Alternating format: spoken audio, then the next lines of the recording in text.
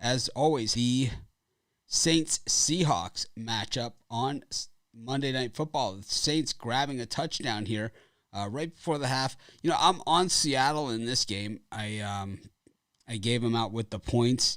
I think they've been thoroughly outplayed in this game. They just got the one play. There's been some bad penalties here too, both ways. I hate when the officials, kind of take over the game, and I think the officials. It's kind of like a boxing referee. The best ones are the ones that you don't really know are there. It's like once in a while, just to keep order.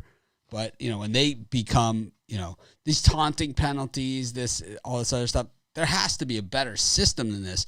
I think maybe a fine, like a warning and a fine, instead of these penalties that actually affect the game. I don't know. It just doesn't make a lot of sense to me. Yeah, I would say that would be a better way to do it. Hit the players in their wallet. Well, we have the Saints -3 here for the second half, and the Seahawks are +3, +170 on the money line. The total set at 20.5. We've got the Saints at 10.5, and the Seahawks at 7.5. So a lot of people looking at basically what I'm looking at. The Seahawks had the one big play, and that has been primarily the bulk of the offense. But I think the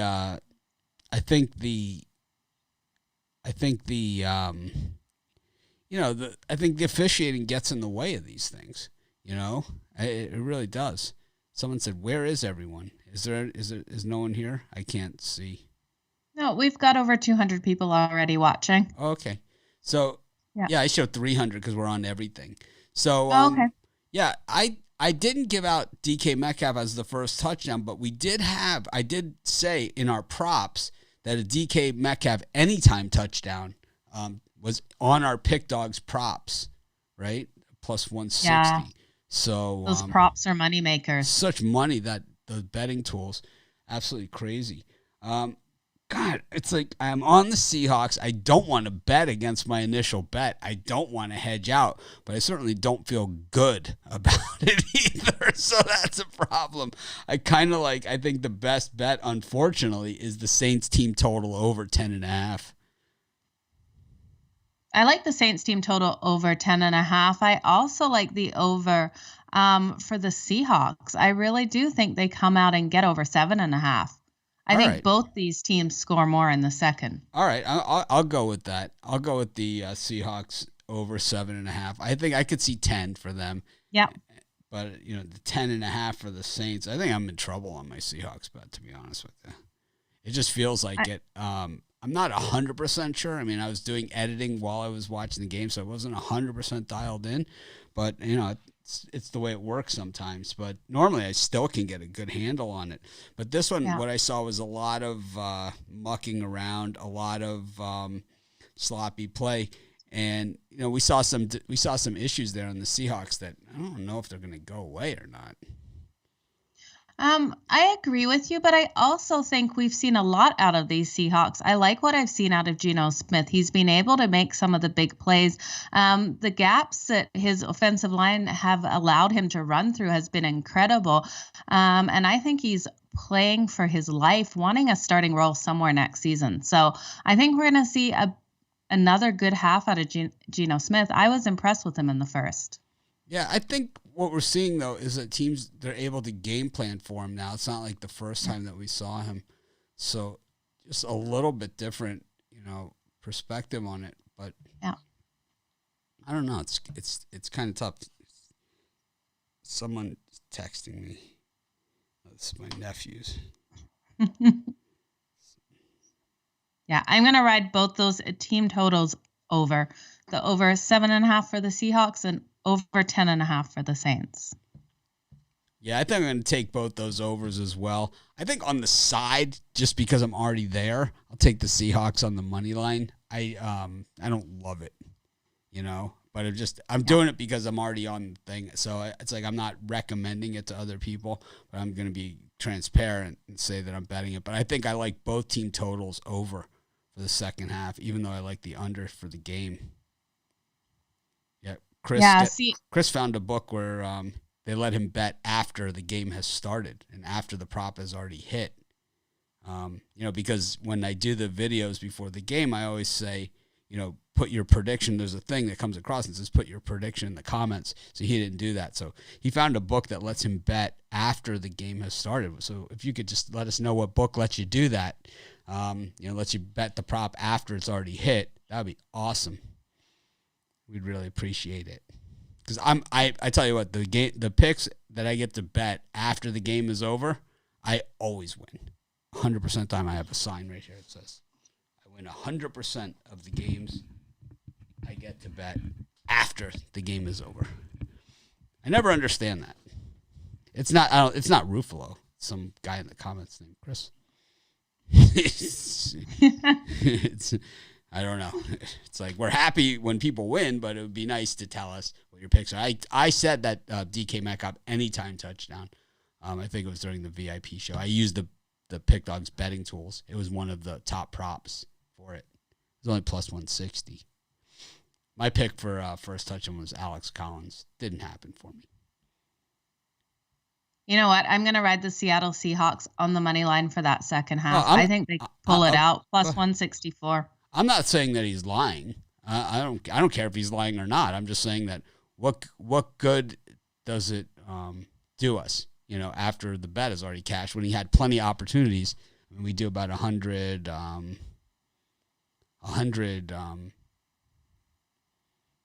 We do. Joe and I did 5 shows today or something. He had plenty of opportunities to put it there. Plus the video of the game where it says, "Put your pick in the comments." It comes right across the screen.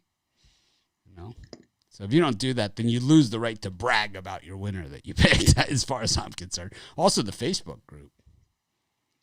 Yeah, I'm going to stick with someone saying Seahawks, no way. That always means that I should bet them. Just like last night when they hated our 49 or our Colts picks. So I am actually now on spite alone. Aside from betting it because I was doing it. Now I'm going to do it on spite alone as well. I think spite is always a good foundation for bets and in everything that you do in life. So both the overs and the Seahawks for me. I didn't originally take a side in this one. I wanted to wait till the second half. I really do like the Seahawks in the second half, and I do like those team totals over. I rode with the over for the full game, so we've got a ways to go, but I'm hoping it still gets there. Are you taking the Seahawks with the points here in the second half? No, I'm taking them straight on the money line. Me too. Plus Me too. I'm getting plus 170 on mine. Love it. Rod's reverse puck line hit. I don't know what that was, what game that was. I lost Joe somehow on here. I'm here. We'll bring her back. There she is. Okay. I don't know. What was Rod's reverse puck line? I have no idea. Yeah. I'm not sure which one he had it was I think he hit the Columbus Blue Jackets.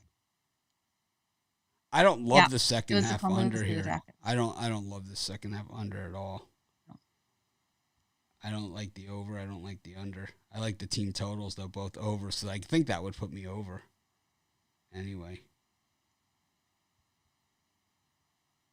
We have a 10.5 and a 7.5. It's just under.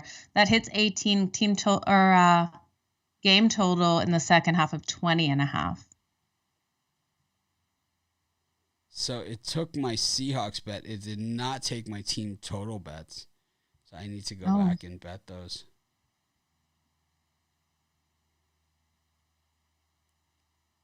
Yeah, I'm on the I'd see another pick for the Saints. And to me, every time I see somebody picking, the other side, it just makes me feel better about betting the other way. It's kind of like I've told the story a million times, like when I'm in line at a sports book and I hear people betting the other team, and confidently, then I always feel that my bet on the other side is always a lot better.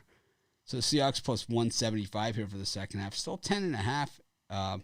But the 10.5 over on the Saints is now minus 125. Both these were even money before when I bet them. Well, when I tried to bet them. Now they won't let me do it. Let's see what we got. I'm not betting big on these, just 250 on each. Yeah. And then I did 250 on the money line. I'd bet just $500 on the game. I did not love this, game, but I bet the money line on the game. So, anyways.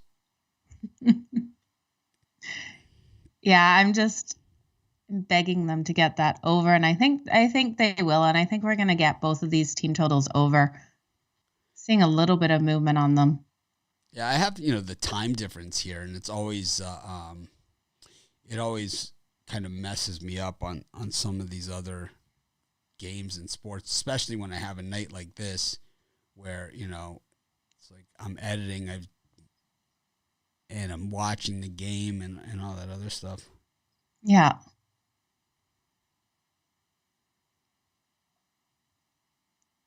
The pick is both of the team totals over.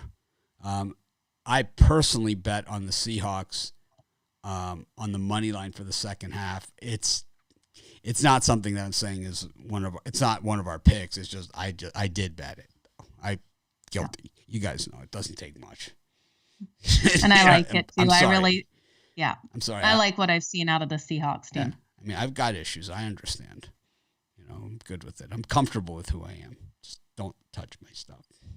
You don't need to look at this. It's like, Rod, it's like, you don't need to look at this. I like it. This is not something you should be concerned about. But, yeah, we got NBA finals, and I think I did not do well in those. I didn't love the NBA tonight. I didn't give out any premium NBA. The Hawks, the one that I did like, did cover. That I gave out, I think, on the premium show. Yeah, at a premium play in the Bucks, they did get that cover. Accountability. Yep, we're all about accountability. Yeah. I got a nice plus money dog on the Buffalo Sabres. I don't know why the books had them as a dog against the Tampa Bay Lightning. I guess because public loves Tampa Bay. I don't know what it is. They came out and won that 5-1. Wasn't that Mitchie Puck's puck line as well? Yeah, you took it on puck line as well. Yep. It was plus 150 on the money line. Nice. What happened in that Toronto game? That was another one that we really liked. The Hurricanes came and blew them out. Yeah. That was they were only small favorite. Yeah, minus 115. Easy money on that one. Absolutely. And easy over for the Washington Capitals, Ottawa Senators. That game was over into the second. It was, as soon as we hit the second, it went over. It was a 5-7 ending in that one. Capitals got the win. So some great hockey games tonight. The Florida game was a super obvious one. And there was such a strong favorite. You couldn't even bet against it. It was it was so obvious. Yeah, not at all. Yeah, we loved Carolina puck line against Toronto. That one was just so easy.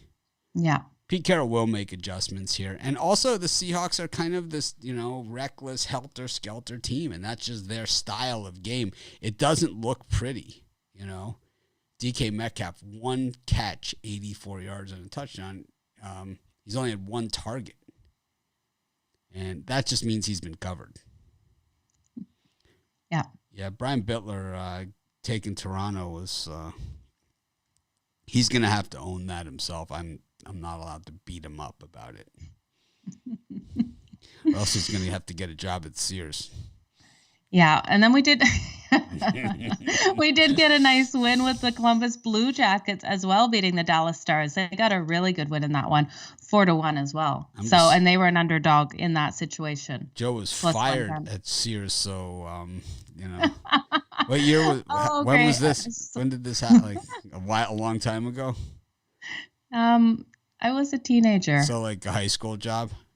Yeah. So Joe was fired by Sears in high school, and Bittler.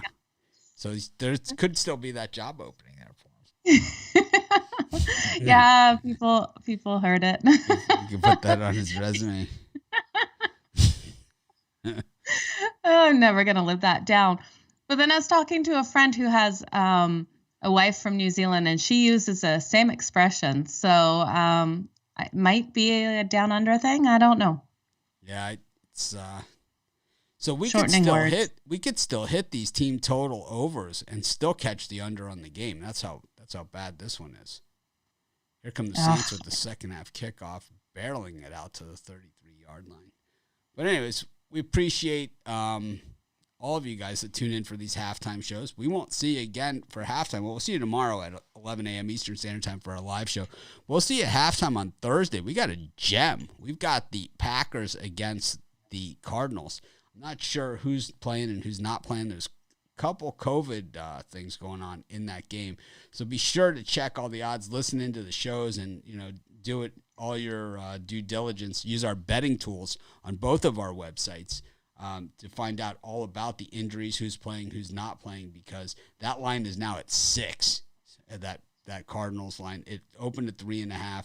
There are some big injuries in that one for the Packers at wide receiver. So could be Devontae Adams, who's out indefinitely now.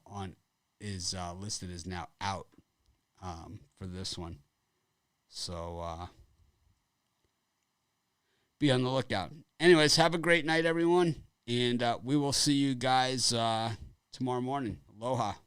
Make it a great night.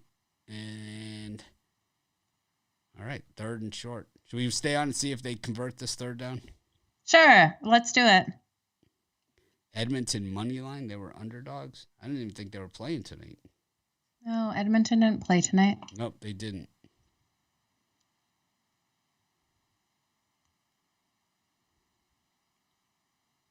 Yeah, we know that he's out, but I thought that he had a chance to double test negative before the game. I thought so.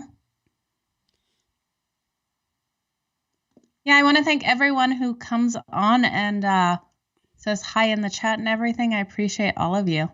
Seahawks the Saints do not get the first down. So we will see what happens. Good night, everyone. We appreciate you. Love doing these halftime shows. And Joe and I will be tomorrow also for a college football preview show. We don't have too many of those left, so enjoy them while they're here. We got less than a month's worth of college football previews. Of course, we'll have our bowl preview show as well. So it's going to be fun. Of course, it's going to be fun. Plus, we'll have college basketball. We're going to have more shows than hours in the day. We'll have 26 hours of programming in a 24-hour day. Somehow we'll be able to do it. Anyways, have a great day, everyone. We'll see you tomorrow.